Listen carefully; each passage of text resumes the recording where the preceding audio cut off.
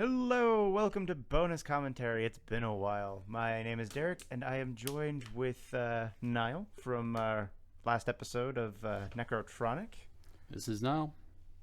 And returning also is Chad from the episode Time Bandits. We just got his brains back together and back into his skull. That's true. It was a sloppy process. But hi, everybody. Welcome. I'm happy to be back. Also, welcome back for you. I guess it's been a while. Yeah, it's been a few months, but with this new format, maybe we can get this going again. So today's topic is adventures in Dino City. It was volcanic. A truly thundering experience. I have nothing to add. Those are the only two mottos they really took. True. They also used "Gimme Some Claw" once, I think. Yeah. So this comes to us from the year 1992. You can watch it pretty much exclusively on YouTube for free. Fun fact: the YouTube version is the non-North American version. The reason I know this is because the North American version is cut in a bunch of key places that we saw if we watched it on YouTube. There are like 6 scenes that were in the YouTube cut that were supposed to be taken out of the North American cut, and they're like super minuscule scenes. Do you have which scenes? Yeah, like them going into the laboratory, some like the fight with the Rockies, the first time the Rex and In the Go-Go bar. yeah. yeah. There's a lot. Dino Go-Go bar. Yeah. First off, I think something we need to bring up. We need to bump the brakes a little bit because there's so much to discuss. Just from the 2 scenes you've just described, I just want to say that it's weird to me that somebody at the FCC, or whoever controls, these types of things, looked at this movie and went, everything's okay but these scenes. Clearly he did not realize the travesty that he was forcing upon North Americans and just thought that those scenes removing would fix it somehow. There's also another deleted scene where the mom and dad are at a science conference and they're trying to reach a key plot point. Timmy, who obviously will not be answering the phone for reasons we will discuss in a little while. But yeah, all the scientists are covered in orange juice. All of a sudden, the joke at the end makes a lot more sense. Right? This was a fun year for kids hanging out with dinosaurs. In the 90s alone, we had Theodore Rex, which I guess technically wasn't a... That's the one with Whoopi Goldberg, That's the one right? with Whoopi Goldberg. I just want to say I love that movie, and I can't wait till that movie comes up for us to watch. You're allowed to be wrong, but that's okay. What else do we have? Prehysteria, which was kind of like the Indian in the cupboard, where they had like a magical machine that allowed for tiny dinosaurs to become like sentient.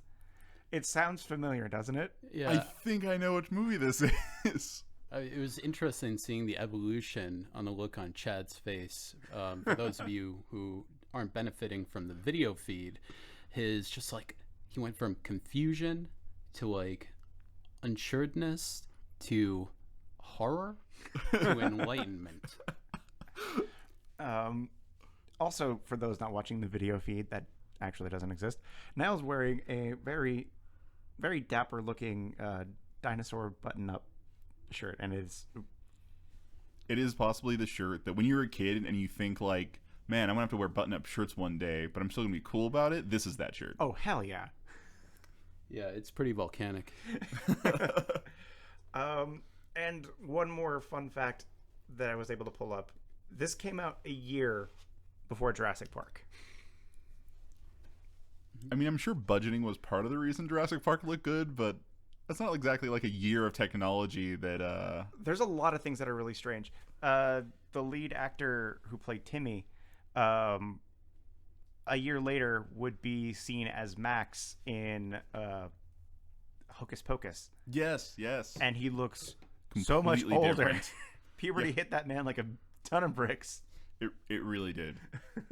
Yeah. I hope you all go to YouTube and watch this Yes. masterpiece, because the year difference just for that one character is quite astonishing. I had It no took me idea a- it was the same person. It Yeah. took me a long time to realize it was the same person, because I kept just being like, I know this dude's face. Like, where do I know this guy's face from? And then I finally IMDb'd. Actually, I was IMDb'ing the female character, because I had a suspicion, and I was kind of right. It's like her last movie she does. It kind of like Oh. ruined this movie, like ends her career, which is kind of sad.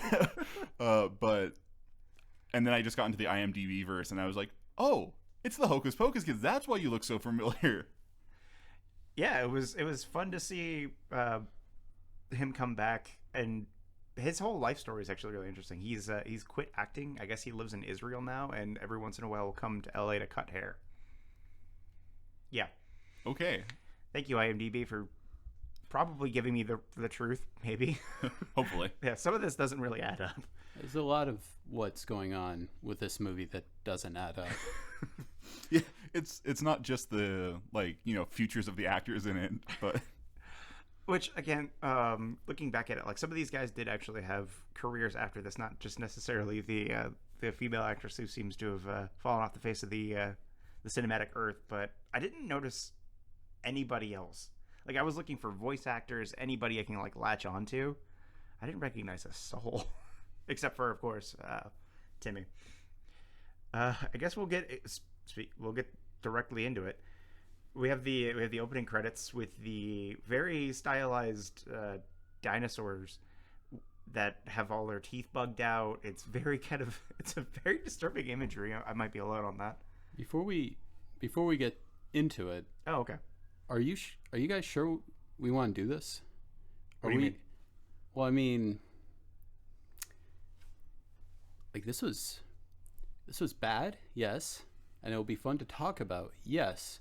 But this movie does hold a lot of like interesting commentary on like metaphysics, and like I'm interested in. It's just a big can of worms, and I don't know if you guys want to open this up and we start talking about like wave particle duality and like the Copenhagen interpretation of that and how that led to the multiple worlds theory. Like this has some interesting points to make on that, and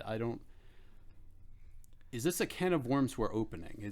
That's what I'm trying to say. Like, are we doing this? I'm already talking? jumping into the abyss. We're talking about opening credits here. I'm as a Star Trek fan whose literal life as a fan basically amounts to Star Trek did this thing, now let's make science fit that instead of the other way around.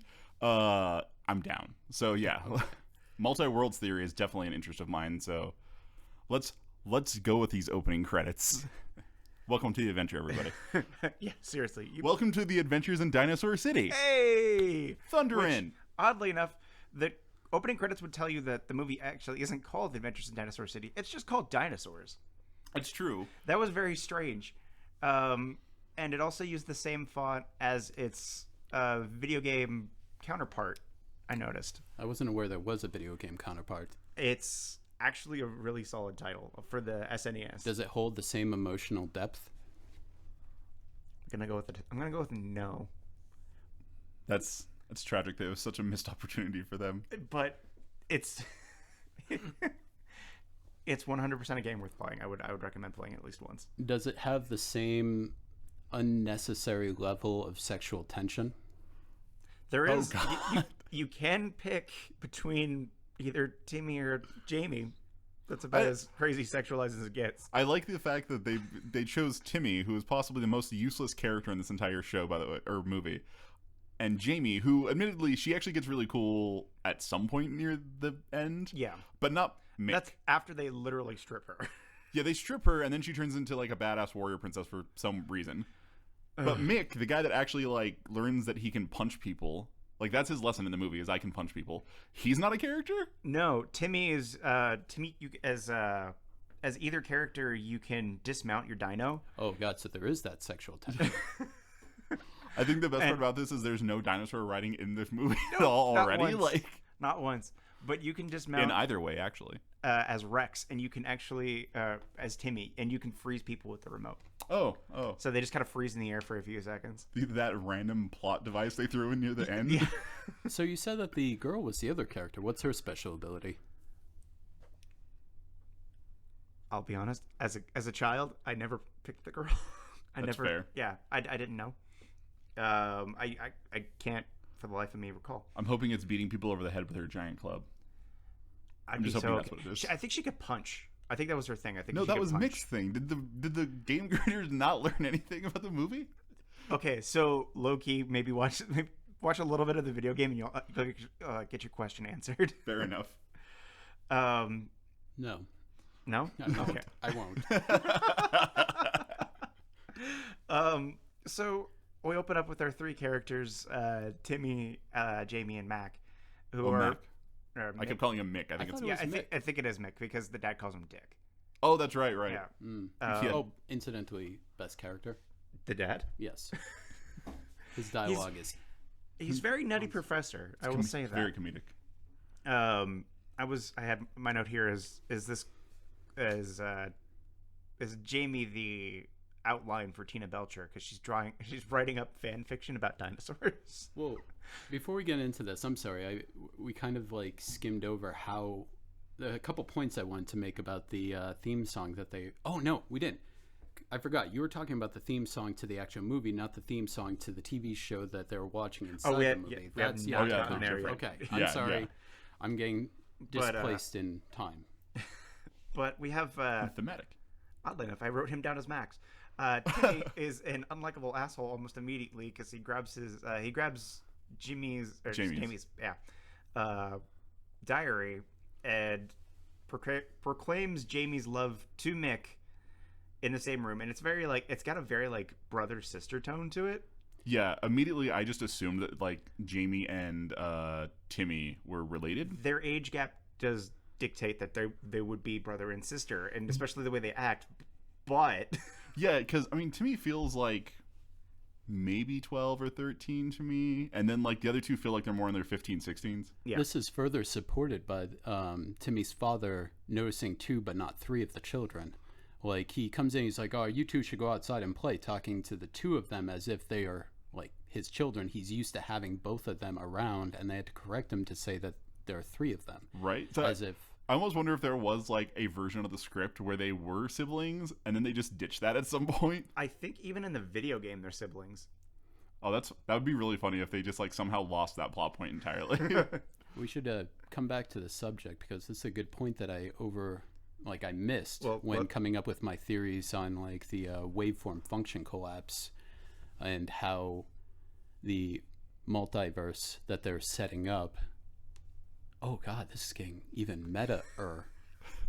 And Oh, please explain your process. I'd like to take this moment to just point out that when Nile says the multiverse they're setting up, he's not joking. They are certainly by the end of this setting up a multiverse, which is it's really funny to think about. It's like, had this been successful, what could have happened? Oh, I mean, they definitely leave plot bait or sequel bait at the end of the movie. Oh yes. I do like. I'm sorry to interrupt please, you go once again. I would like to point out what I thought was possibly, in terms of like the world building and the ramifications this movie has on physics in general. I felt like one of the most important character moments and plot moments was a line that happened immediately after Timmy read from the girl's diary. The girl defends her story by saying that it's a, and I quote, serious artistic statement. Now, this is important to me, and this goes back to what you were saying about how you guys were saying about how the film was censored when it was brought over, Yeah. and how the censor allowed certain scenes to get through and other scenes to not get through. And I feel like they felt that it was the filmmaker's serious artistic statement to have the movie as complete as it was, and that they only cut for content and not for artistic merit, because that would make it like a dystopian level censor. I'm gonna actually go ahead and back up Nile on this one. You guys don't really know much about Nile, or I don't think, but brief description: we're both writers of some level, some degree, and I think as writers, and Nile, feel free to disagree with me on this, but I think as writers, we do put certain beliefs of our own into our characters. It's inevitable and impossible to overcome. It's whether you, even if you try not to, it's going. Your characters, your world, your plot will be shaped by your experiences, and the implication of that. And I'm excited to see where you're going with this. Please continue. And I almost think that like there might have been a moment, like if I was the author of this particular script, which of course I'm not, but I would imagine that he would have gotten, and this is just Hollywood and trying to sell scripts, you get a lot of no's and you get a lot slammed a lot. I would imagine at some point he got so sick and tired of being slammed, he probably slipped that line in there to explain his vision for this whole thing. And if that was the case, and I'm not saying it is, but if that was the case, kudos to that author for being so brazen about it, and kudos to having a female character whose immediate reaction to criticism on her passion was to just be like, I'm an artist, leave me the hell alone. I'm going to get into this a little more later. I actually like Jamie. I think they did a complete disservice to her as a character. I think she was probably the best of the three. Easily. And I feel like I have very little to contribute because my next note is, in quotes, from Nick, "You little hornhead." Oh, yeah. Immediately after. Amazing line, by the way. And the read, so perfect. Because you had mentioned the parents, I do want to say it is kind of impressive, and I'm not sure if this was a 90s thing or if it's just something we really need to start doing. Both the parents were scientists. Oh, yeah. Like, completely equal partners. Actually, I'd probably just go ahead and say the mom's probably the smarter of the two because dad can't remember names. He's got a very absent-minded professor, nutty professor thing going on. Yeah, so it's like, at least, on some level, good for them for progressing gender equality. Good for them, guys. Yeah. I'm trying to find bright points in this film, all right? And if we have to break into gender equality and Copenhagen theories to get there, we're doing it. We do get introduced to mom and dad, who are scientists that are likely going to get sued by Tron and Honey, I Shrunk the Kids with their machines. You also picked up the Honey, I Shrunk the Kids no, vibe. Seriously, like it was very reminiscent of everything that was in Honey, I Shrunk the Kids. Like everything about that lab. I remember at the end of the movie, I saw the device that sent them there. Like I somehow missed it in the when they got sent there. But at the end, when they came back, I saw the device and I was like, Jesus, they just ripped off Rick Moranis. Like, what the heck, guys? Speaking of which, he's coming back. Oh, really? Yeah, they just announced that Rick Moranis is coming back from his retirement from acting to do another Honey, I Shrunk the Kids. Well, not to get off topic, but that sounds exciting. Yeah, I really like Rick Moranis. Yeah, I'm excited. He's never left. No. Our hearts. Never our hearts. Never our hearts. Dinosaurs, the cartoon show. Which it turns out, as far as I can tell, Dinosaurs was the fan fiction she was writing. Yeah. So apparently the three of these kids, by the way, are so obsessed with this cartoon, #relatable. Am I right, guys? Oh, yeah. Gravity Falls. I was Falls. also very attached to the cartoons, Dinosaurs. It was a big part of my childhood, like both of you. It's very true. But yeah, it's a funny moment when you think about like these kids being so fan like. They're weebs. They're weebs for this cartoon. I don't know a better way of saying it. And it's just weird to think like that was the thing in the 90s, but it wasn't really a thing in the 90s. But this story hinges on that being a thing. Oh, I mean, they're based when we get to the aforementioned song and dance. Like they're. I was brought back to my childhood of like Dragon Ball and doing the Kamehameha. Except they do a little dance and they have silly little phrases that they take from the show. I think you just explained a major point that I found very confusing. Later in the film, around just before the third act, I believe it was, Rex and Timmy were discussing about the nature of the multiverse. And Timmy brought up the fact that what if the works of Tolkien, Herbert, and Verne were, in fact, like real? Like they were actual worlds elsewhere. And wondering if all creations that we make are actual real physical places that just require us to figure out how to slip into. Now, this is I made note of that point just because of the again, the ramifications of it, the philosophical ramifications of it, but also one of the major points of confusion that I had was, how is this kid watching dinosaurs when he's also reading Verne, Herbert, and Tolkien? Like, he obviously has culture. Like, he's obviously advanced enough in terms of like the media that he ingests that he's able to recognize when something's better. But I think you just explained it by calling him a weeb. He knows that dinosaurs is bad, but it brings him happiness, and so he doesn't care. Exactly. I think that's probably a good point. I also like to point out that I think it gives him a sense of power because, like, he is, for whatever reason, not only the youngest, but he's also the leader for some reason. Like, he's the one constantly making decisions, is always making the jokes like, hey, you should be listening to me. I remember at some point and this is like a part of the point in this story, is he for some reason gets the new dinosaur VHS, which is weird because it's now that I want to point out that this cartoon that they all so love isn't being premiered on TV. It's like a VHS for some reason. It's VHS. It's straight to VHS. And for all of you youngins, that's a pre-DVD recording media. For all of you youngins, DVD is a pre-streaming media. Oh, God. Try to explain Betamax. No. So Timmy's parents figure out that they're late for their flight to a big conference that they need to leave for immediately. After realizing that they can send things through the multiverse, that's important to remember. Yes, because they remember that they realize they can send things to the multiverse, and then go, oh, we have to get to this conference. Like, there was no planning on their part.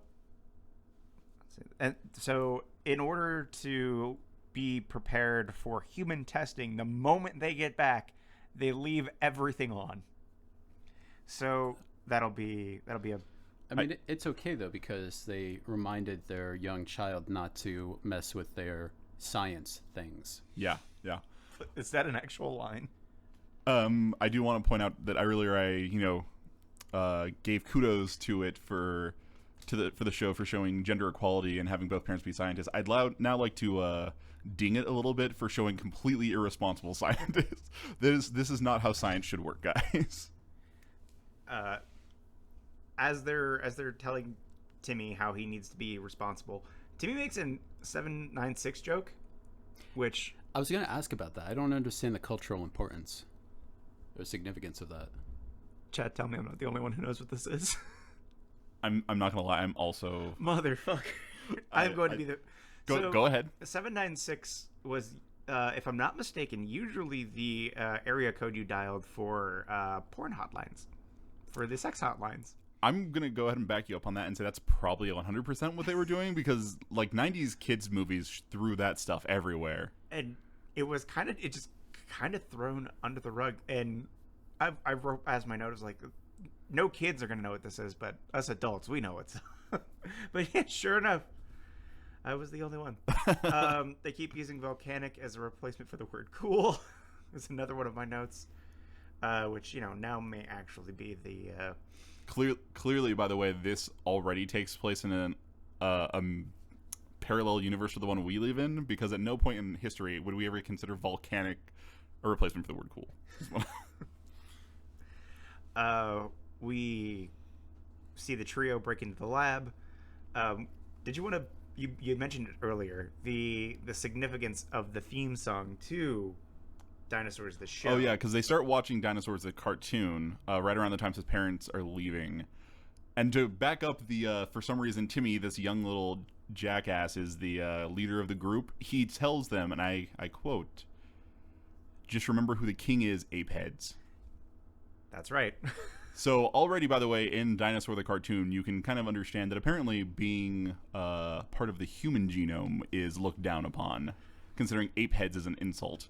At the same time, though, and I might be getting ahead of myself, there are numerous references to humans being the evolved form of dinosaurs throughout the actual, throughout the movie. Did I miss that entirely? Yes, you must have. Oh my god, I think I missed that. I mean, they never explicitly said it. It was mostly Forey who was like, oh, well, so much for being evolved, and it was implied that at the very least humans were more evolved than dinosaurs. Yeah. But considering that that's clearly not the case, I feel like it was implied that dinosaurs, in the light of extinction, which is also something that they are very aware of, note the extinction graveyard, in light of their knowing that extinction is happening and that they are facing the end of their days, maybe they see humanity as though they are new and they're still getting on their feet. They see humanity as like the next evolution of culture. They know that they are going to outlive them, and therefore I'm wondering if that's where a certain amount of the animosity between Mr. Big and the other dinosaurs, that what they have for the Rockies. I feel like I may have meandered from my original point, but No, I see what you're saying, and it actually kind of goes back to an idea that they're oddly enough they're very much exploring in the current X-Men run of comics. And I'm sorry for bringing such random media into this, but the idea of living alongside, being conscious of the race that's going to replace you, and how much that has to make you mad. Like, all the dinosaurs have to be looking at humans and being like, "Wow, this is what's going to topple us as like the fierce predators on the like these squishy pink things are the things that are going to beat us." Like, how insulting would you be if you were a dinosaur? Like, I'd be insulted. that got me thinking just now. You know, you see a bunch of different types of dogs. You see a bunch of dogs and wolves. You see coyotes. You see like jackals. You see hyenas. There's only one hominid left, and that's us. You know, the rest were strong evidence shows that we killed them off, and I'm wondering, Or bred them out of existence. And oh wow, yeah, I forgot about that. Yeah, so breeding them out of existence would definitely be more of a, I mean, you can't say that's a loving way, because breeding doesn't always necessarily, It's certainly like, it's certainly a less, violent way. a less genocidal Way of doing things. Yeah, but I'm wondering if the motivation behind that is similar to what we're seeing in Dinosaur City and the latest run of X-Men. That could very well be. My next point is that the kids get zapped into a TV. I'm sorry. I know that's your next point. But this also, what we were saying about this whole like crossbreeding and integration goes hand in hand with something that I noticed running throughout the entire movie. Was it the sexual attractions dinosaurs and humans felt towards each other, which is Yes. kind of odd? Yes. Very much so. Yes, I'm right with Nile on this one, because when they get zapped in, to bring it back around to Derek's point, they get zapped into the TV screen, and they're in Dinosaur City, and they meet their first dinosaur friend, which is a weird little pterodactyl thing. Yeah. Named Foley? Forey. Forey. Which I'm wondering if that's a reference to Forrest J. Ackerman, the famed pop culture horror science fiction enthusiast who kind of did things like brought science fiction into the mainstream. Best friends of Ray Bradbury, his one-time girlfriend, invented cosplay. Now I need to go and research his girlfriend and figure out how that seriously, all what? happened. Oh, she's But- great. I think her name is like I'm sorry, I digress. But Go ahead. after the podcast. But that actually, now, putting it that way, that's not necessarily like the craziest Easter egg they could have put in there, considering this is super heavy sci-fi. Obviously, like, it has to be for any of this to start working. Oh, yeah. But they meet Forey, and Forey gets a run in with the first group of Rockies, which are basically Neanderthals. Yep. One of the Neanderthals is basically a trophy wife to the main Neanderthal. She's a living embodiment of Betty Boop. Yeah, Like, she's hands on hips, talks she's- with that same accent, everything. She's very, like that stylized pinup model, but in Neanderthal form, which is a little weird. Her head is shaped differently. Yes. Yes. Than Betty Boop's. That's true. Yes. But she has that very same tone of speaking and accent. And after the confrontation and the Rockies are walking away, this is the first time the point Nile and I were just talking about gets brought up. Forey stares at her booty as she sways away. Wow. Wow. And yeah, he makes some very interesting sounds. And this is the first time you're introduced to the idea that first, but not last, time you're introduced to the idea that dinosaurs are attracted physically to humans. Which... I have evidence that there is cross-pollination between them. I have very strong, almost infutable evidence that I would like to bring up later on at the halfway point in the bar scene where we meet Rex and Tops. Perfect, because I think I know what you're going to talk about, and I can't wait. Oh, I know exactly what he's going to talk. I think we all know. It's like the opening of Howard the Duck. You don't forget the duck tits. Oh yeah, it's very true.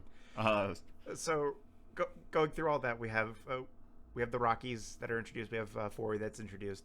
What are the Rockies? The pseudo leader explains the entire plot in 6 seconds, which is that I'm pretty sure, by the way, There was a plot?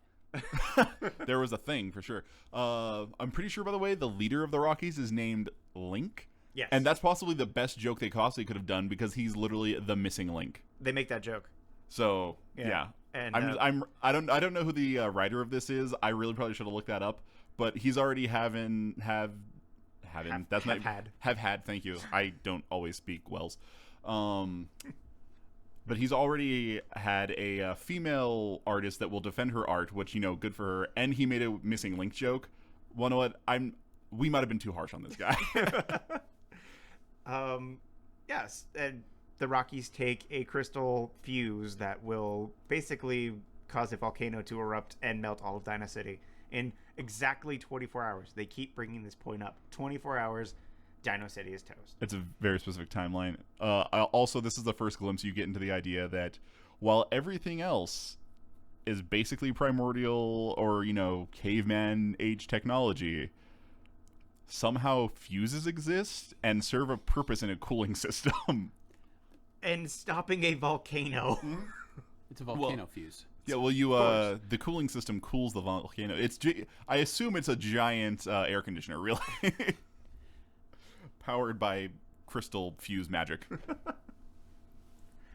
I find it interesting that they leave one of their own behind to make sure the city is destroyed in a flash of lava and destruction. Yeah. It's like, hey, just make sure that everybody dies right here where you're going to be. I don't think he's so much a person as just like a stand-in. Because all he does is sleep. Sleep and fart. Sleep for 24 hours. Yes, he does sleep. And I want to point out, if you actually look at the difference between him and the other ones, are clearly more along the lines of Homo erectus. Like, they're clearly a little further along the evolutionary chain. You guys give this way more thought than I did. With the possible exception of the first gentleman who received a cigar. That's true. That's true. But the man they leave behind, I feel like, is probably a little more in the Neanderthal family, whereas they're a little more in the further along the evolutionary cave. Basically, what I'm saying is they were trying to pull off a feat of ethnic cleansing by getting rid of him. That could very well be. You really wanted to drive that point home, didn't you? Listen, man. We get an opening shot of the exteriors, and actually the matte painting is pretty cool. I was digging at positives. Yeah, no, and there's nothing but positives with this movie.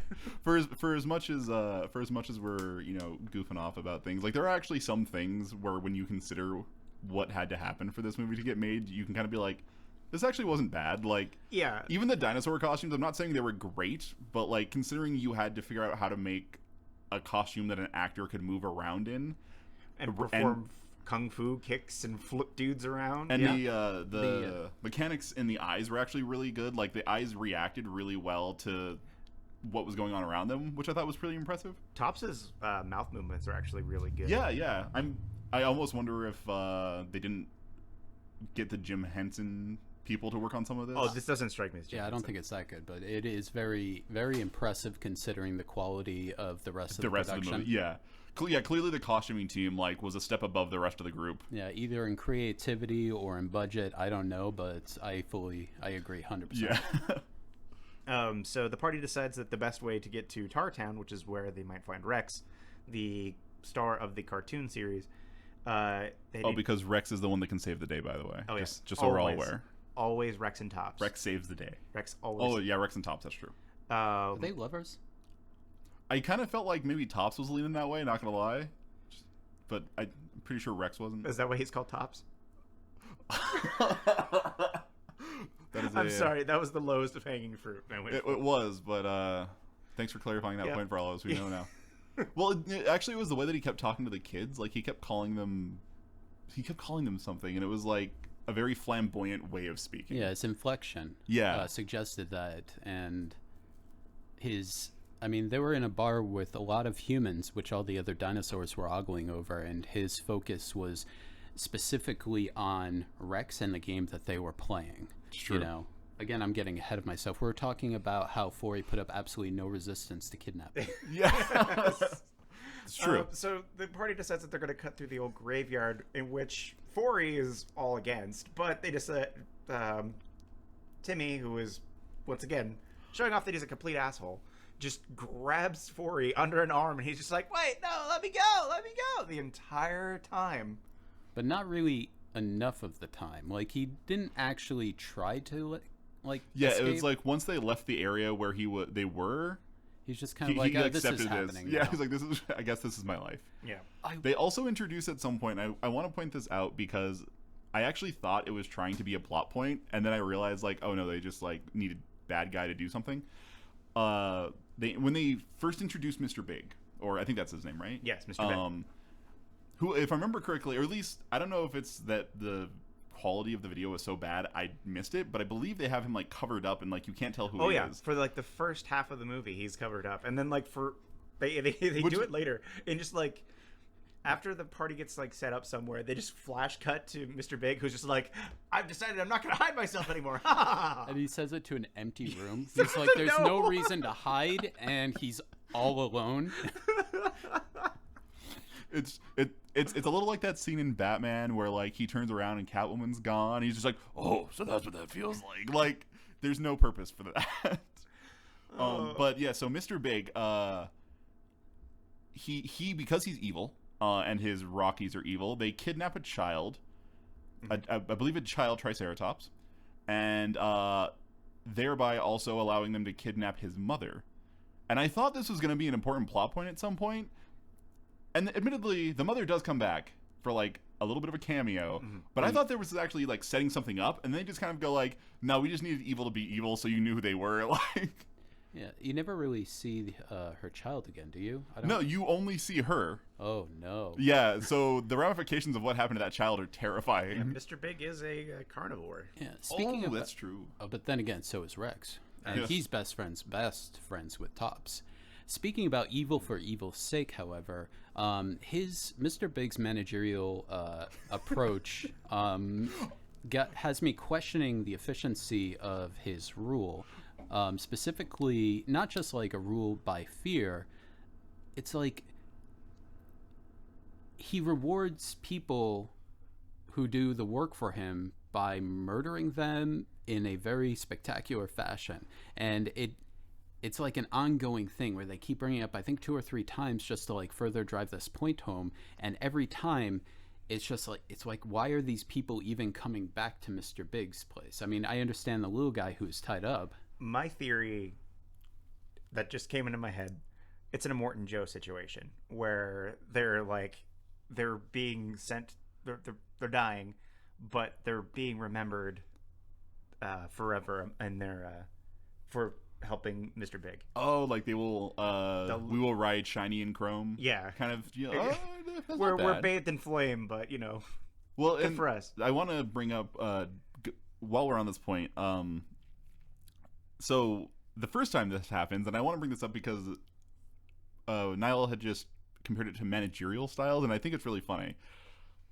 So they get this child back, and it turns out the child Triceratops that they had just gotten back along with the mother had escaped. So they were prisoners once, then they escaped. Then the Rockies went and got them back. And he asks who actually captured the child, and then he takes that one, and he acts like he's going to congratulate him, and then he dumps him into hot lava. He gives him like a Dodger dog length cigar, like this absurdly long cigar, and then just Mr. Small is actually the one that carries out the execution order. Is that his name? Mr. Small. That's what they keep calling him. That's bad. Yeah, no, it's really bad. Mr. Small is in fact a dwarf. And yeah, clearly they did not care about respecting No, people. No, we've come a little bit of a ways. But his reason for doing this, his reason for killing this person is clearly the one that was most eager to catch him was the one that let him out in the first place. That logic is the best villain logic I have ever heard. And I say this because it only makes sense in like the singular most twisted villainous mind in the world.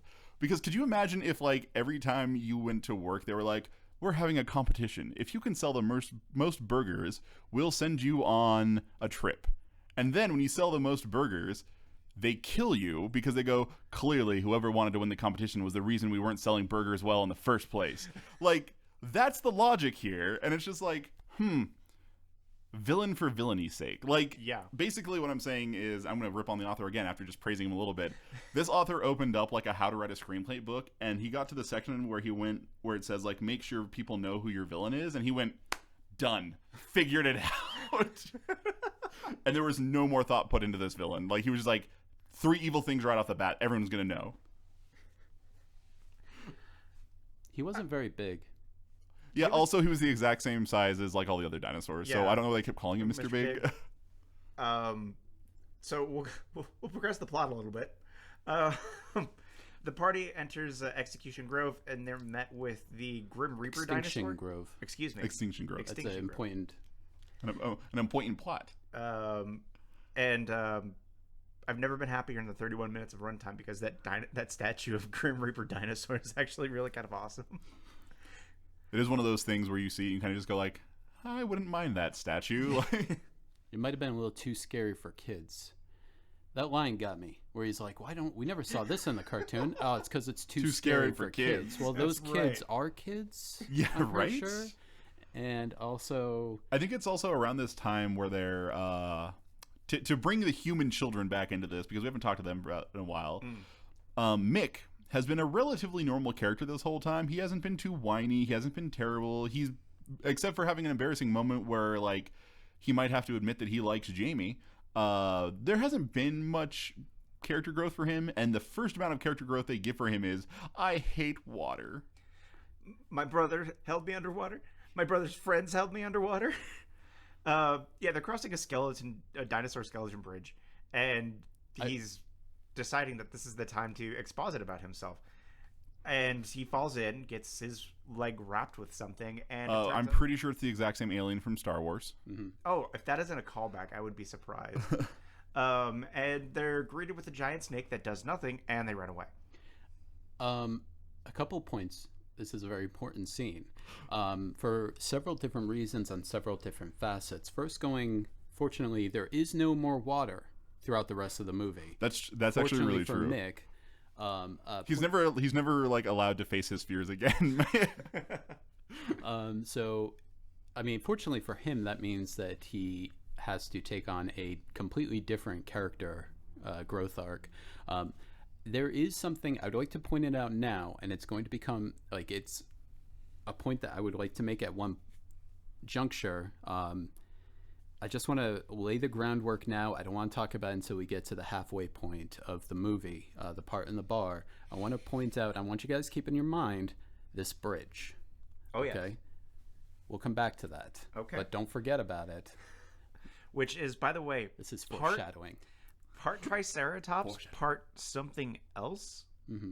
It's got the skull of a Triceratops, but it's way too long. Doesn't make any sense. It's basically what happened in early. Cross-pollination. Well, no, what is it? What is the study of dinosaur bones called? Paleontology. Paleontology, like early paleontology, where they just kept pulling different dinosaur bones out and throwing them together, being like, "I'm sure that's how it worked." Like, basically, that's what this thing was. Not too far off. My next note here is Forey is casually sexist, where he goes, "Dames, they're all the same. They'll all drop you at some point." Oh yeah, because like for some reason Jamie drops him. trips and falls, and Oh, it's yeah. somehow her that's what she wants. Yeah, for some you reason. silly dames not being able to walk through rocky territory. God. So we do eventually make it to Tartown, and this is where things really start to pop off. because the kids are almost immediately met with a drunk dinosaur and a hooker dinosaur. Who propositions yeah. them? That's not only Yeah, they straight up proposition the kids. Yeah, so these dinosaurs. This is the second time that the attraction kind of rears its interesting head, because yeah, she just straight up sees these three pinkish humanoid kids and goes, "Those are my marks." And this isn't the last we see of her either, which is really kind of no. upsetting. She has a preference amongst the three, by the way, and we'll get into that in a second. Jamie and Mick are forced into dancing with questionable terminology by other dinosaurs, which I'm fairly certain are the drunk dinosaur and the prostitute dinosaur. Yes, I'm pretty sure they are. And neither of them want to. This is a very weird scene that you kind of look back on and you start realizing how it doesn't fit in culture anymore, because the drunk dinosaur kind of just goes up to Jamie and she's just like, "Oh, no, that's okay." And he's just like, "Ah, come on, we're going to dance now." And he just like rips her off her seat. He says something really, it's very like, Oh, he says something sexualized, like it's yeah, he says, "Let's do vertical the mambo or something." The vertical stomp or something. Yeah, and the And- way it's implied definitely sounds sexual. Oh, It's yeah. very uncomfortable. And yeah, no, when that happened, like I kind of like stopped the movie for a second and was just like, this is not the movie I thought it was. Derek, what have you sent me? And then like 2 seconds later, after this poor young girl, this poor teenage girl's rights have been completely violated, and she's ripped from her friends and forced to dance with this over-aggressive dinosaur and who knows what else. Another oddly busty dinosaur, considering Voluptuous? they're not mammals, therefore they shouldn't have certain parts. Comes up to poor Mick, and this poor dude who only really is interested in Jamie and has like a schoolboy crush on the girl gets completely like molested and not ripped away from his face is forced into these scaly dino bosoms, which I cannot imagine are comfortable. This is where I'd like to loop back to that bridge. This is where the bridge ties in. All right. In addition, I would like to point out we never really talked about the train, because this also is going to play a part in this. I don't think the train has come up yet. Oh, it hasn't? I don't think so. Well, there's a train in the movie, and it's one of those like man-powered trains where it has the, I don't know what they're called. It's like the lever train. Yeah. And it has a couple carts, but on the head cart, the cow catcher, or I don't know what they would call it in.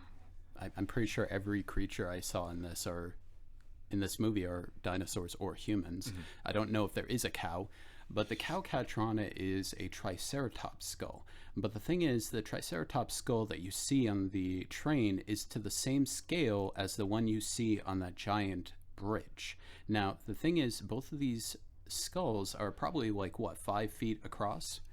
Like I don't know how they are in scale to the actual triceratops of yesteryear, but they are not to scale with tops. I will tell you that right now. They are not to scale with any of the other living dinosaurs we see, which are at best maybe 7 feet tall, not 5 feet across on the head.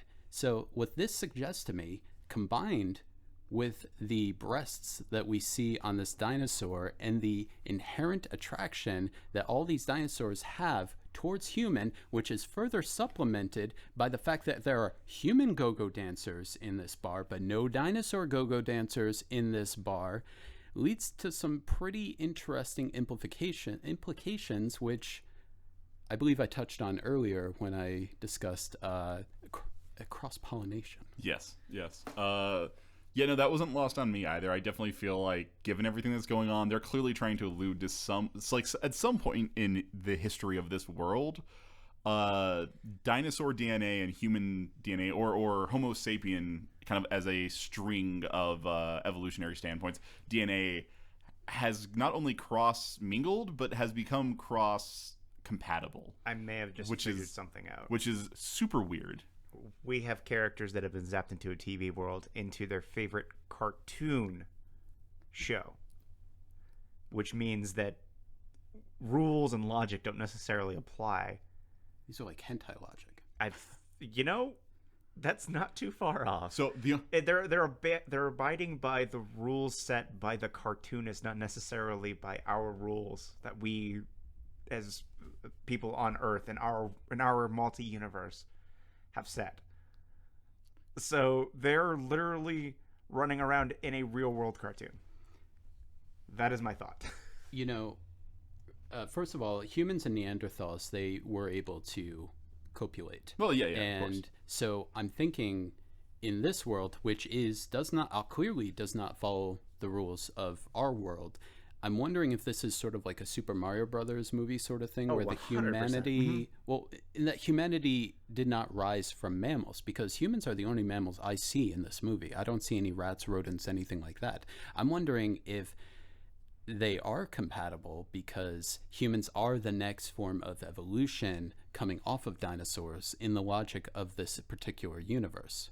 I see what you're saying. It's either that or they would have had to have shared a fairly recent common ancestor. Mm-hmm. Oh, certainly. I'd also like to point out that YouTube probably put in more thought than any of the writers. You also bring up a very good point when you're saying that they're in a cartoon world, and so they're at the whims of the creation of the thoughts of the cartoonist. Right. However, the conversation that they have just before they get into the third act about like how each different creative world has its own it's possible they have their own reality somewhere in this multiverse. You know, normally, like, have you guys ever heard of the dual particle single particle dual slit experiment, where scientists started shooting like photons through like a double slit, and they started noticing interference patterns on the wall behind. But then when they put up a photon detector where the slits were, those interference patterns stopped. And so there was like a particle wave duality that was happening as they were approaching the slits. But as soon as the macroscopic world started like actually interacting and observing that, this dual particle duality ceased.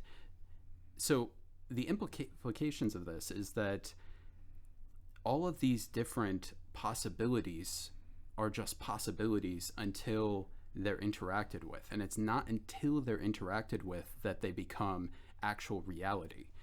But there are some who feel that these possibilities all become reality.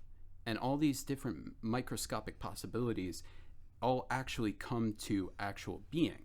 Now, the important thing is this conversation he has with Rex, how it's like everybody's world is its own reality. I mean, yeah, technically, after a million monkeys typing on a million typewriters, eventually you're going to get the complete works of William Shakespeare. But like what I'm trying to say is like their actual thoughts, their processes, these are what are creating these worlds. Like the actual emanations of their neurons firing off are what's creating these like distinct universes. So they might actually be in the universe created by the cartoonist, but remember, the girl was writing fan fiction. The boy, he was so invested in this, I'm sure he was doing, if not actual fan fiction, he was running through these scenarios in his mind. They might actually be in a world of their own creation, a world where they themselves are the gods. That's why they have that controller. Not because their parent made the controller and they happen to bring it in. That's why the controller was able to do what it was able to do. The controller would have no right being able to freeze everybody. That was the kids doing that. They are gods. The controller is just a conduit for their power. That was a way for them to focus what they were doing, to give them an excuse to be able to exercise their powers without actually damaging their otherwise fragile mind. By applying that power to the controller and not just like coming to the realization that they are as gods in this world, all of a sudden these kids have a way to do this while retaining their sanity and not actually transcending, thus destroying the flow of the story and making the whole point with Rex reconciling with his father, the king, being completely kind of it actually also going cares? off of what Nile is saying is if you take that theory into practice with this, it also starts explaining things like why Mick for some reason can punch a dinosaur out in one shot, why even though Mr.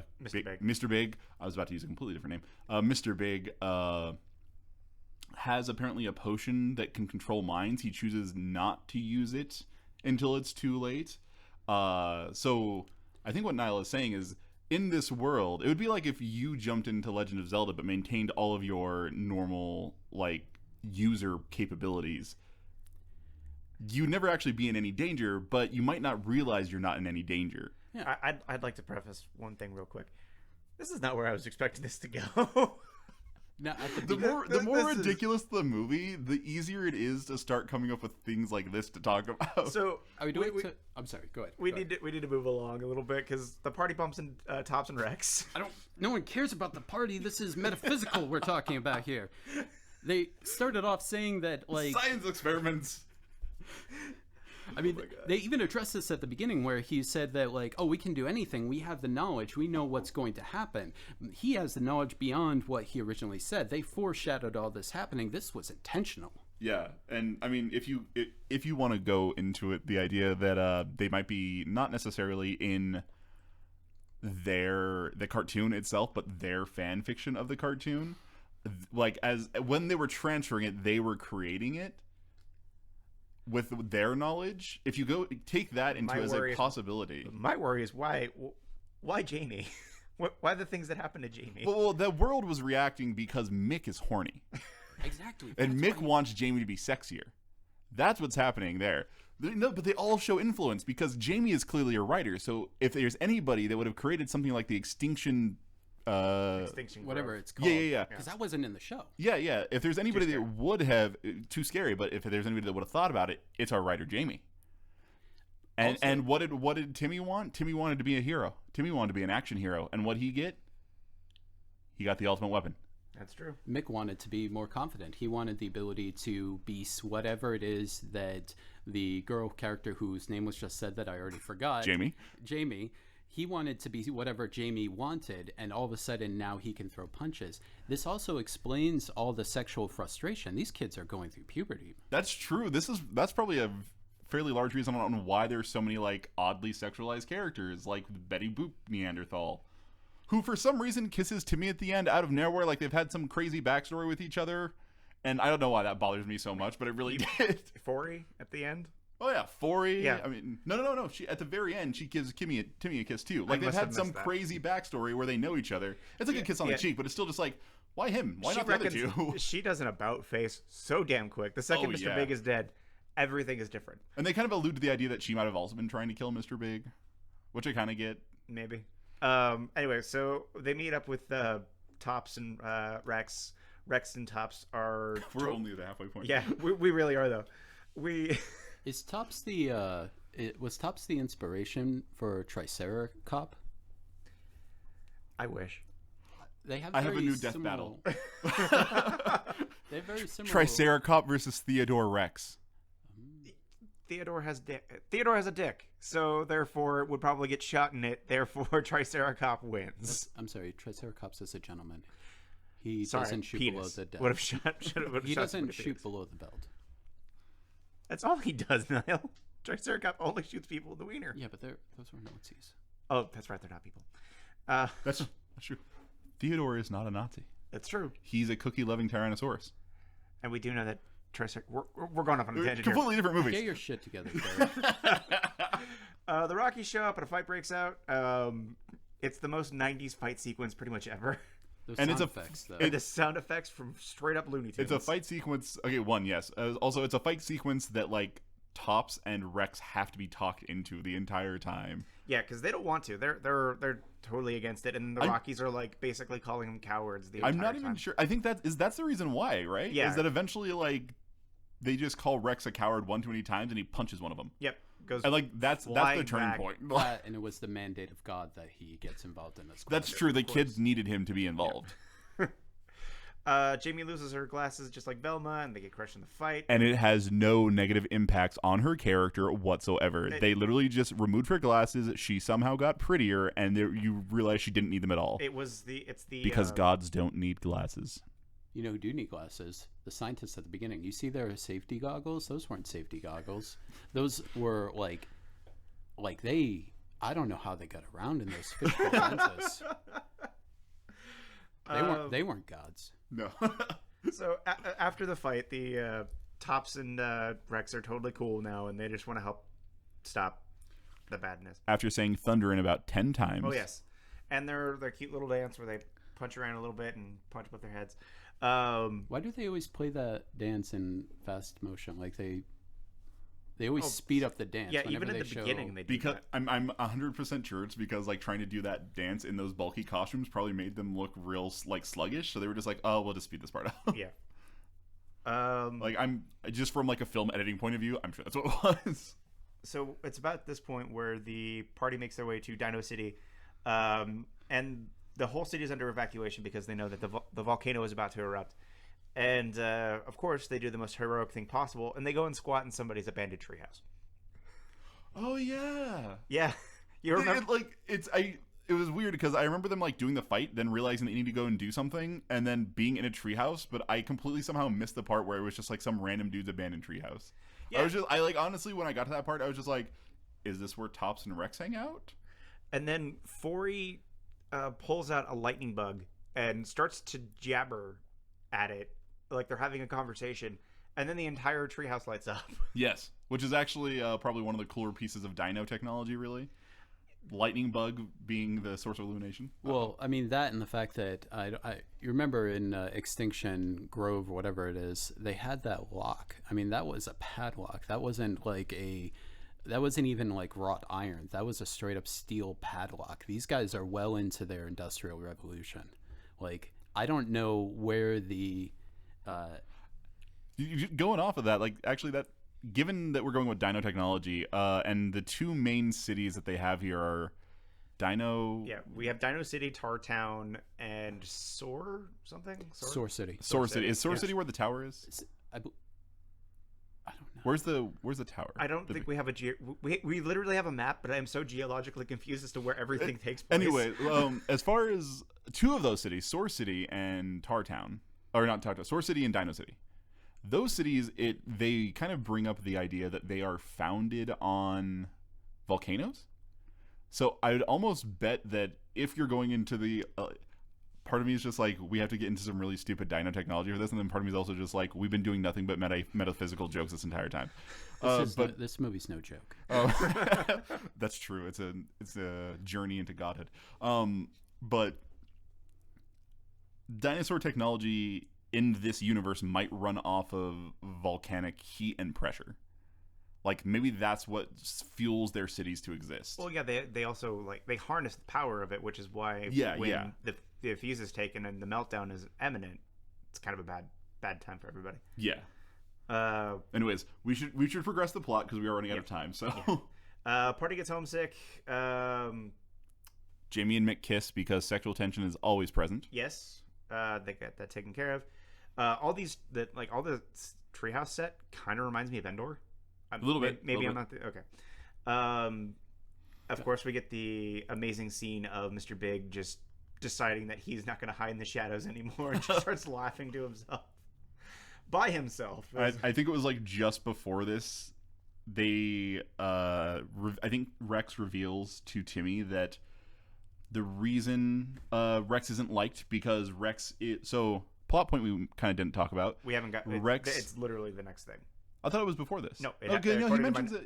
According to my notes, he mentions it in the club. Yeah, he does mention it. But I see what you're saying. Yes. But so say this, and then I'll say what I was going to say. Rex's father was the mayor of Dino City until he gave it up to Mr. Big and is now considered a traitor.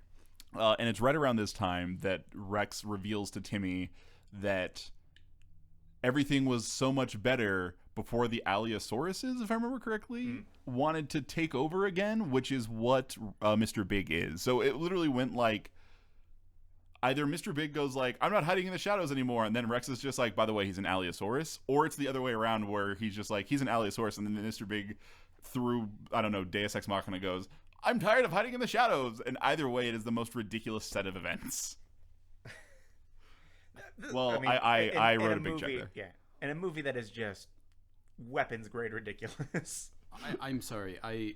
I've been, ever since we mentioned the scene at the beginning where they were doing that dino dance and they were sped up, it has been plaguing me. And that scene puts it all together. I get it now. I get the entire thing. because in that scene they were sped up as well. They were not dinosaurs. They were not in their suits. They were sped up as well. They were for a moment displaced in time. There's something going on in the frame story around Dino City, the actual frame story with the kids back at home in the quote-unquote real world that's going on here.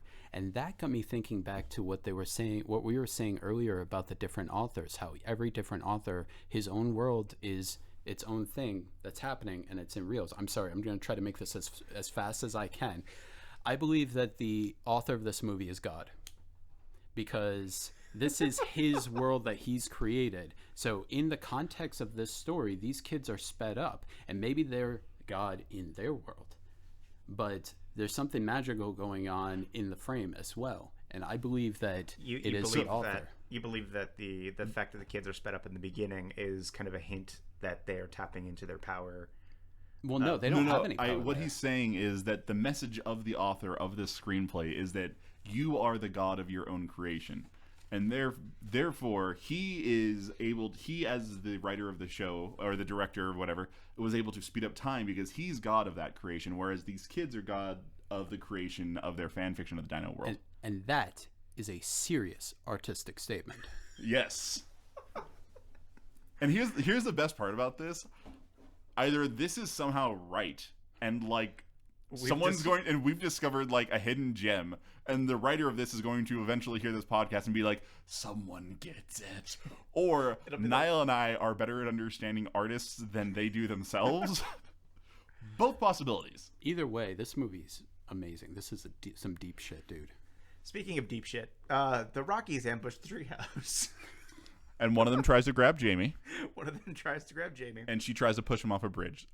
No, she succeeds. She throws him into the fog, remember? She does eventually, right. Well, like, she tries it first, and she just, like, kind of wussy pushes him, and he, like, leans back, and then leans forward and grabs her again. And I'm just like, you didn't actually have to lean. Like, Timmy discovers that his remote actually controls from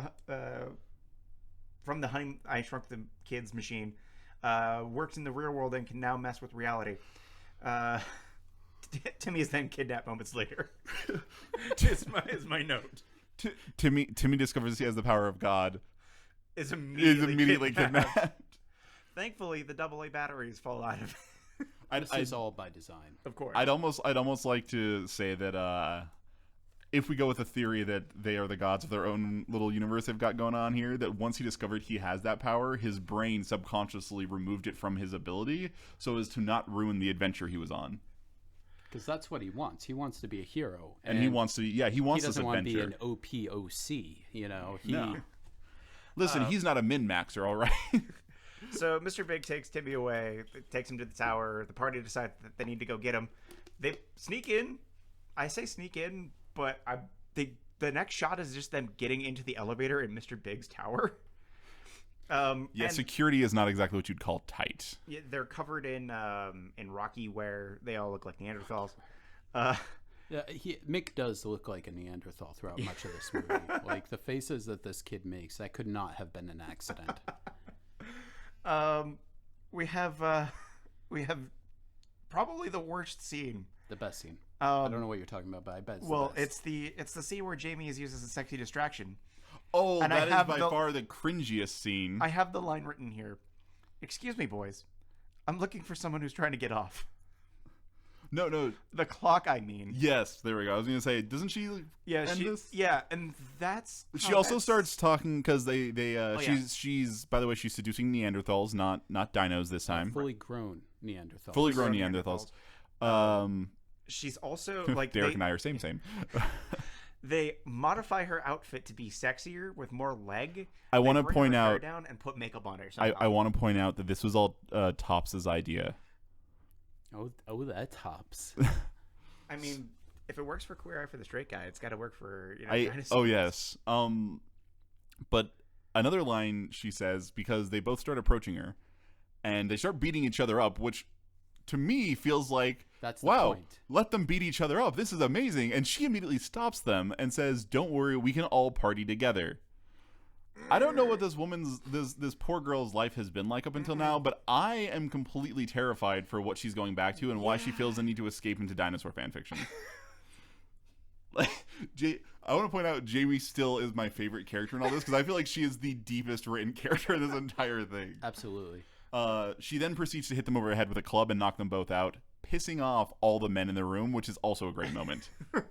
I think that was the entire point of that. Like, oh yeah, I'm sure. You know, that's what she wanted. She wanted, I mean, throughout this entire movie, we've been seeing these like intermittent themes of like equality, and I mean that might be her.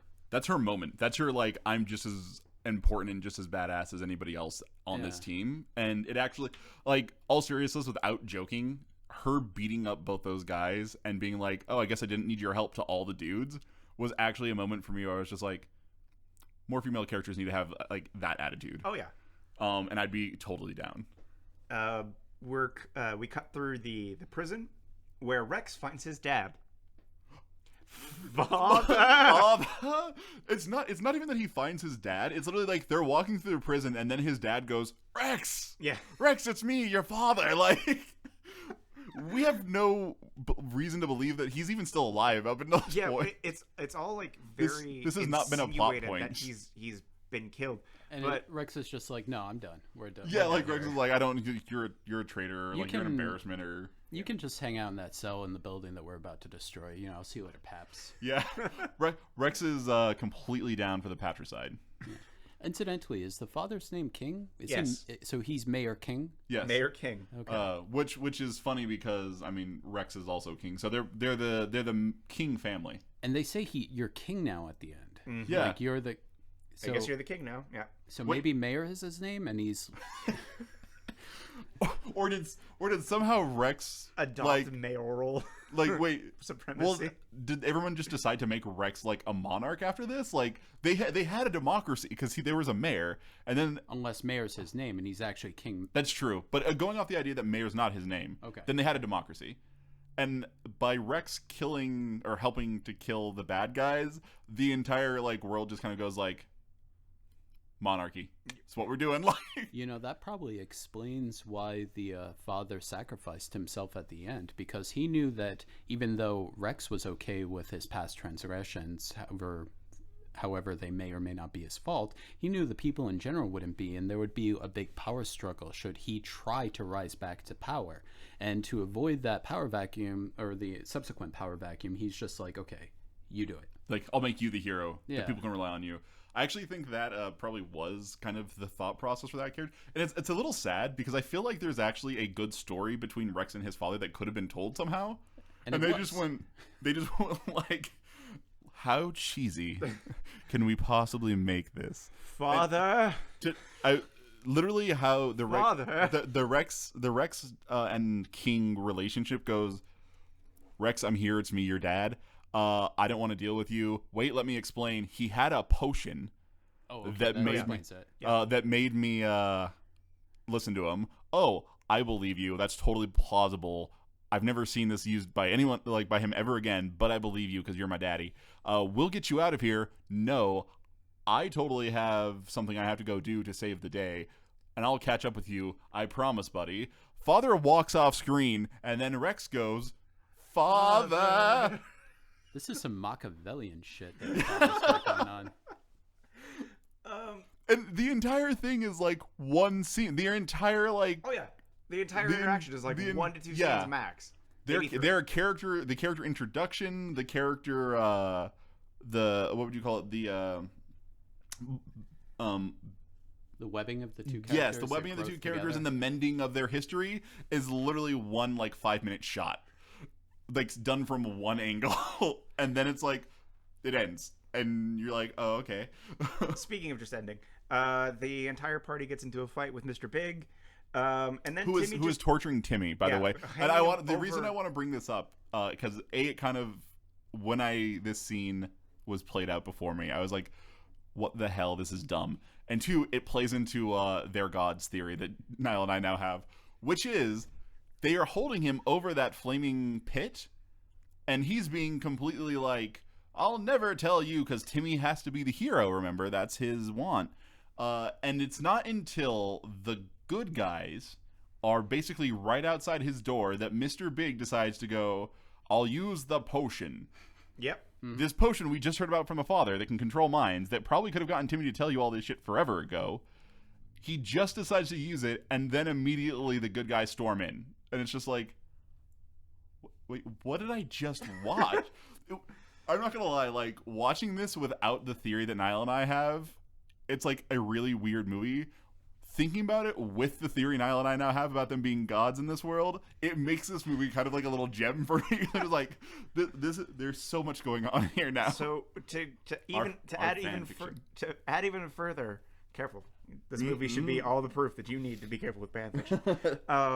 To add even further proof, Timmy just straight up deletes Mr. Big with the remote. I was sitting there trying to figure out when that happens, like, and not to rush through this. There is a whole scuffle. The two girls get into a sexy cat fight. Yeah. Until one's a good guy now. Yeah. Until one's a good guy now, yeah. And then when he deletes Mr. Big. Oh, also, they all have to try to save Timmy, and I think Tops is the one that actually ends up saving him because he was the only one that thought, I'll get Timmy from out of the way of the fire pit. Yeah, he does like a full body spear into Timmy. Thank you. Well, like 150. Isn't that how Rex approaches the fight? Doesn't he walk in and basically just tackle Mr. Big? Yeah. White men might not be able to jump, but dinosaurs, damn. Yeah. But he deletes Mr. Big, and I'm sitting here while this happens, and I'm trying to figure out what button on a remote do you press to delete Mr. Big?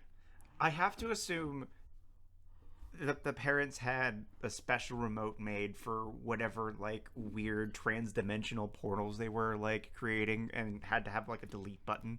But this remote also had a Pause and rewind button. Oh yeah.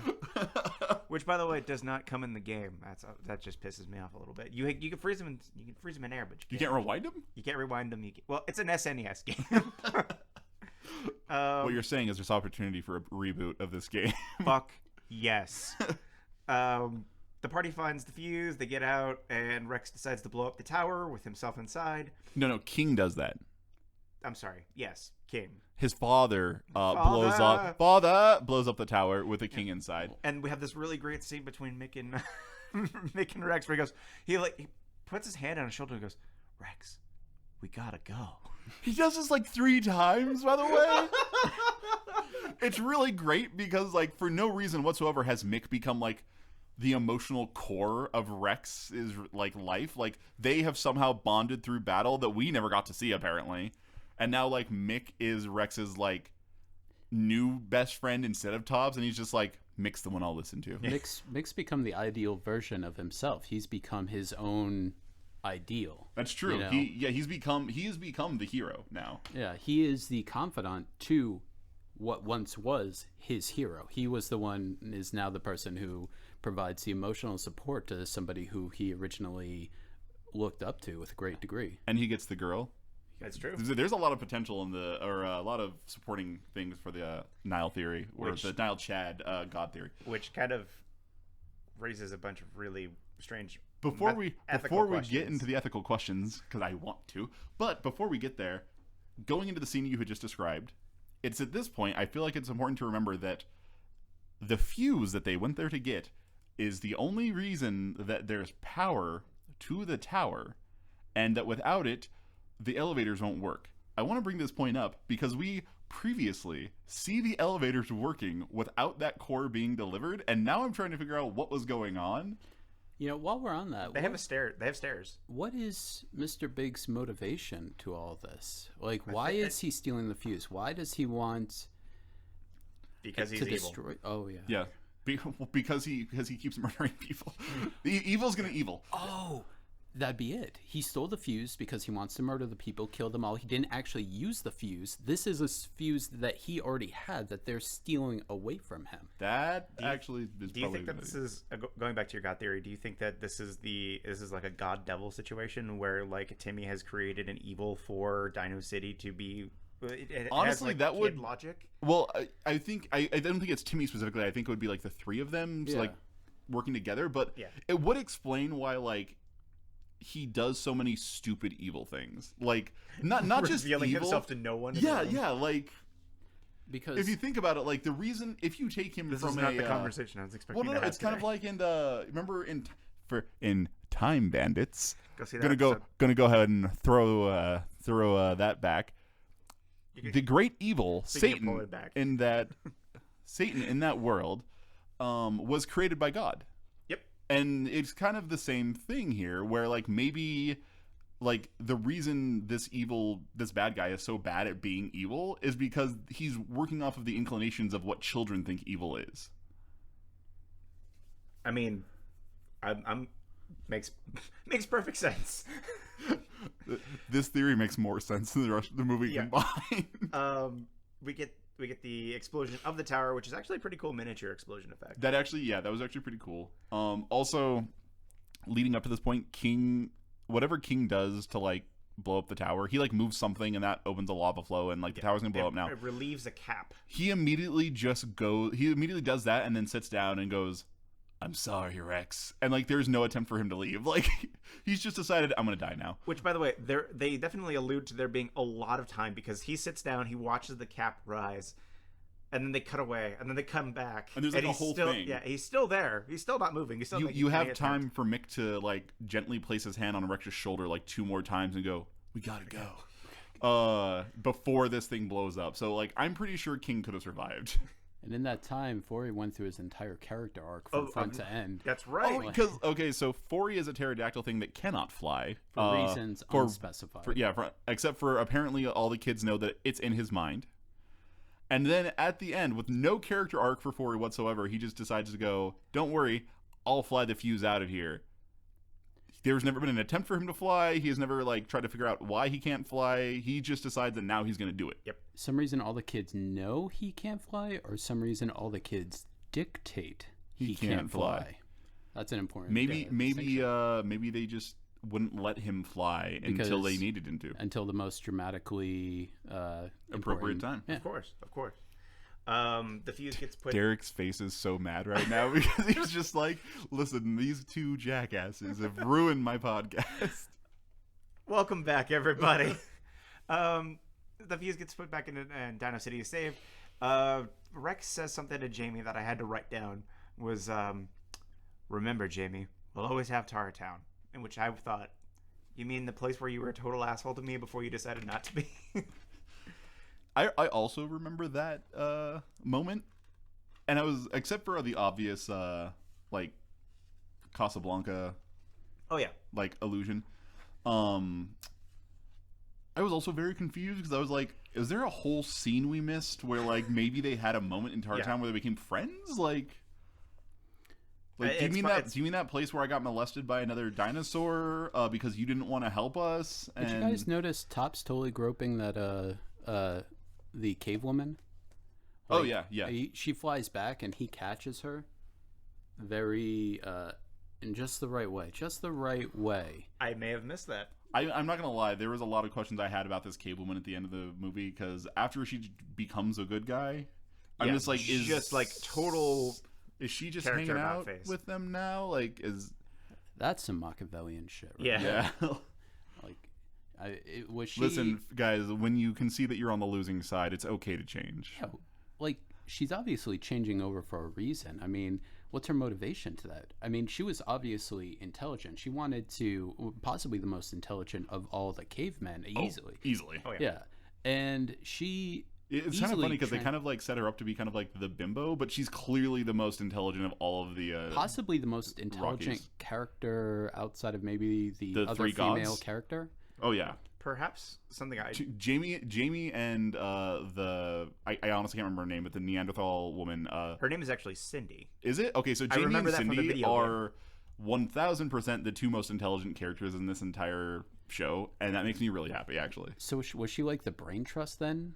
To first the other Rockies, then Maybe trying to integrate herself into Mr. Big, and once Mr. Big fell, she's like, "Oh hey, you guys are gods." Well, she's gonna become like the she's gonna become the what do you call it, Grand Vizier to Rex's new kingdom. Which honestly, good for her. Awesome power play, Cindy. Like what you got. We get one last weird dance. Timmy, at the last second, is stopped by Foley, who asks him to hang around for a little while longer. After already being like, I don't know if I want to go. Yeah. And I kid you not, Rex gives him a key to the city. And says, Go be a king in your own world. Timmy, by the way, has made no friends on this journey. He is an asshole. Nobody likes him. The only people that like him are the people that are dictated to like him by the story. Anybody that's watching this is probably thinking the exact same thing. Man, Timmy's a jerk. I hope Mick and Jamie do better than him. And Jamie and Mick actually land in the city, in the laboratory first. And I had a moment where I was like, are they gonna like have him just stay behind, like after like deciding? Why would he ever decide not? Like, I don't understand his rationale with going back. Like, Because his friends would miss him, Niall. Yeah. Obviously. why That's would the why whole would they thing. go back too? Like, what friends are like the ones that could also stay, or the ones that already live in Dinosaur City? I was gonna say, like, he also has friends. I do want to give at least somebody on that set a brief point in good job, guys, for not letting this slip. I was convinced that they were going to have Jamie land and then have Mick land on top of her for one last tension-filled moment between teenagers. And when that didn't happen, I was just like, thank God somebody on that set like didn't let that happen, because I'm sure somebody wanted it to. Oh yeah. The parents get back. And so does Jamie or Timmy. Excuse me. After a moment of will he, won't he? The kids make a joke about their clothes because they're still wearing all their Rocky clothes, and what was it? I think it was Mick who says, "We got him from Mr. Big's dungeon." Yeah, and Like, his mom is like, is that some type of new clothes place in the mall? They handle that way better than a man without any want for children, was able to handle that. Because I was like, what the... How do you not freak out a little bit? Public service announcement. If your kid ever says they got their clothes from Mr. Big's dungeon, like... Guys, They got there anything from Mr. Big's dungeon. There are questions that need to be asked. There are possibly police that need to be called. This is not something you hear from a child and just go, "Oh, is that a new type of shop?" They immediately take the parents into the laboratory and send them to Dinosaur City, basically negating the whole, "Hey, should we stay around or not?" Well, they take argument. the parent. Here's the thing, and this is what I think Niall and I were going with earlier, is they take the parents on an adventure, sure, but possibly not to Dino City. This is the multiverse they're setting up here. They can go anywhere as long as they got a VHS to it. Which makes me wonder if they had to ever like adapt the technology to DVDs. Like, you gotta wonder though. And then eventually Blu-rays, and I wonder how they do with streaming now. Oh man. The infinite worlds at their fingertips. There's one last thing I want to talk about, is the slapping 90s rap song over the credits. That was surprisingly competent. Like, I was not expecting that. Like, there are obviously kids performing this, and I'm not Right. going to say it's a good song, but you compare that to any other 90s rap song that happened at the end of any child's movie during any period in all of time, and even ones done by what you might otherwise normally consider like a competent musician, they're like, this was surprisingly, like, they had rhythm. They were able to actually stick to the beat for the most part. Like, I was seriously impressed by this number. It seeing certainly it. was one of those numbers that was almost too good for the movie that preceded it. It was Yeah. like, you deserve to be on. You listen, like, what I'm saying is you're kind of slumming it down here with the C-list kids movies. You deserve at least a B+. You Yeah, I'm deserve not saying Theodore Rex, all right? I'm not saying it's a great song, yeah, but it's, I mean, in comparison, to its contemporaries. Dang. But guys, that was Dino City. That was Adventures in Dino City. And boy, oh boy, I was not expecting that adventure. Thank you so much for listening. We're not going to do our normal post stuff today because I forgot all of my things. But we're going to take this moment to... Niall, do you have anything you want to announce? My announcement is that Dino City is streaming on YouTube, and that I fully encourage everyone everyone to go view it. Here, here. Yeah, it's at least worth one watch. It's an hour and a half in your life. Yeah. Like, you can make time. Yeah, that's time you're not going to get back, and that's time you're not going to want back. Another thing we're going to announce is Chad and I have been working on a RPG podcast. Yeah. So the idea, without giving too much away, is we're going to have a sort of randomly generated story created by normal role-playing PCs. Basically, just a bunch of our friends playing D&D and stuff. And me. And Derek. Derek's gonna be one of our players. I will be the DM. And we've got a good cast of other player characters. But what we're going to do is we're going to use that as content for an ongoing audio play series.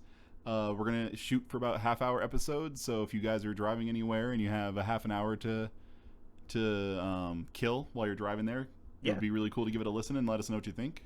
That'll be launching in a couple months. Yeah, we still have to actually do the first session and record with voice actors and everything that we need to do with that. It's a little daunting, but we're looking forward to it. So keep your ears peeled. Yeah, I said ears peeled. That's good. And don't forget to check out EasyXP for all of your gaming commentary needs, and the Untitled Mixtape for all of your music listening to needs. This has been Derek. This is also Nile. And Chad. And we'll talk to you guys about something insane next time. Bye. Bye. What?